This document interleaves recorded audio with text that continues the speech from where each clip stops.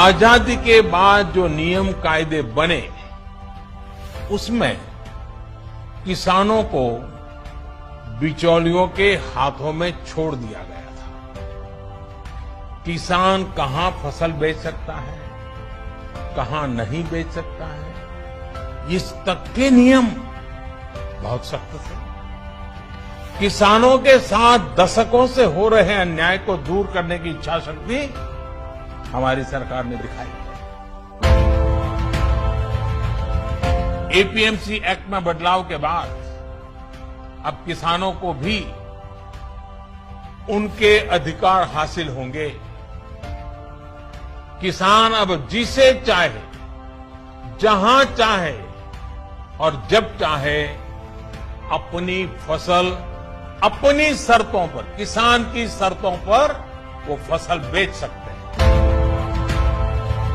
जो बिचौलिए होते हैं, जो किसानों की कमाई का बड़ा हिस्सा खुद ले लेते हैं, उनसे बचाने के लिए विधेयक लाए जाने बहुत आवश्यक थे। ये विधेयक किसानों के लिए रक्षा कवच बनकर के आए हैं। मैं आज बहुत जिम्मेवारी के साथ कह सकता हूं, देश में एमएसपी पर खरीद हो रही थी, खरीद हो रही है और आने वाले कल में भी खरीद होती रहेगी। इसमें किसी को शंका नहीं होनी चाहिए। मूल्य आश्वासन एक्ट के अंतर्गत करारकर्ता और किसान जब दोनों आपस में करार करेंगे तो ये करार ऐसा करार नहीं होगा कि कोई किसी गरीब किसान की जमीन पर कब्जा कर सके। इस विधेयक में इस बात का प्रावधान है कि करार करते समय भूमि से संबंधित कोई भी करार नहीं होगा।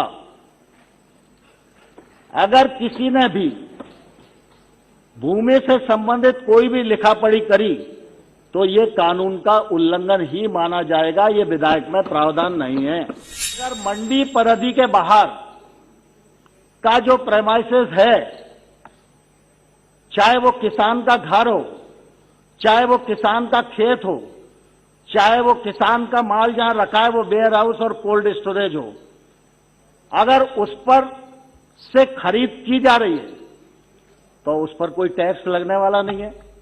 न राज्य सरकार टैक्स लगा सकती है, न केंद्र सरकार टैक्स लगा सकती है। मैं टैक्स का स्लैब आपको पढ़ के बताऊं तो राज्य सरकारों का मंडी टैक्स 2% से लेकर 8.5% तक है। पंजाब के हमारे मित्र अभी बात कर रहे थे, सर्वाधिक पंजाब में 8.5% है। और मैं आपको यह भी कहना चाहता हूं कि अगर मंडी के बाहर ट्रेड होगा तो ये 8.5% टैक्स नहीं लगेगा और ये 8.5% का फायदा सीधा सीधा किसान को होने वाला है। किसान की भूमि को पूरी तरह सुरक्षित रखा गया है। किसान तय करेगा कि मैं अगली फसल पर दूंगा तो अगली फसल पर ही होगा। लेकिन व्यापारी अगर गड़बड़ करता है तो व्यापारी को 100% करार का पालन करना होगा और उस पर जुर्माना भी किया जा सकता है। ये भी प्रावधान किया है। किसान पर किसी प्रकार का जुर्माना नहीं होगा। जो लोग दशकों तक देश में शासन करते रहे हैं, सत्ता में रहे हैं, देश पर राज किया है, वो लोग किसानों को इस विषय पर भ्रमित करने की कोशिश कर रहे हैं, किसानों से झूठ बोल रहे हैं। साथियों, चुनाव के समय किसानों को लुभाने के लिए बड़ी बड़ी बातें करते थे, लिखित में करते थे, अपने घोषणा पत्र में डालते थे और चुनाव के बाद भूल जाते थे।